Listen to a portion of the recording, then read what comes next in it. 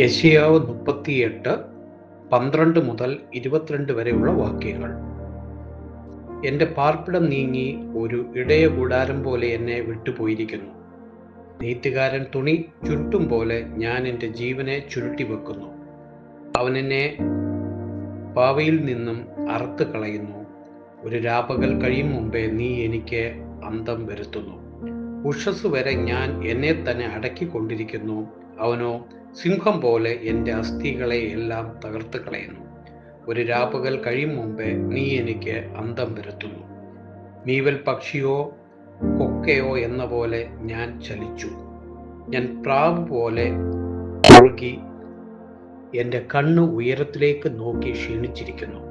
യഹോവേ, ഞാൻ ഞെരുങ്ങിയിരിക്കുന്നു, നീ എനിക്ക് ഇടം നിൽക്കണമേ.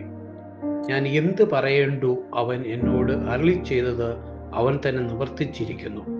എൻ്റെ മനോവിന്യാസം പൊതുവായ ഞാൻ എൻ്റെ കാലമൊക്കെയും സാവധാനത്തോട് നടക്കും.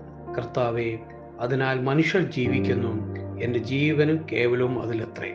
അങ്ങനെ നീ എന്നെ സൗഖ്യമാക്കി എൻ്റെ ജീവനെ രക്ഷിക്കും. സമാധാനത്തിനായി എനിക്ക് അത്യന്തം കയ്പായത് ഭവിച്ചു. എങ്കിലും നീ എൻ്റെ സകല പാവങ്ങളെയും നിന്റെ ചിറകിൽ എറിഞ്ഞു കളയുന്നതുകൊണ്ട് എൻ്റെ പ്രാണനെ ആഷക്കുരിയിൽ നിന്നും സ്നേഹത്തോട് രക്ഷിച്ചിരിക്കുന്നു. പാതാളം നിന്നെ സ്തുതിക്കുന്നില്ല, മരണം നിന്നെ വാഴ്ത്തുന്നില്ല. കുഴിയിൽ ഇറങ്ങുന്നവർ നിന്റെ വിശ്വസ്തതയെ പ്രത്യാശിക്കുന്നതുമില്ല. ഞാൻ ഇന്ന് ചെയ്യുന്നത് പോലെ ജീവനുള്ളവൻ മാത്രം നിന്നെ സ്തുതിക്കും.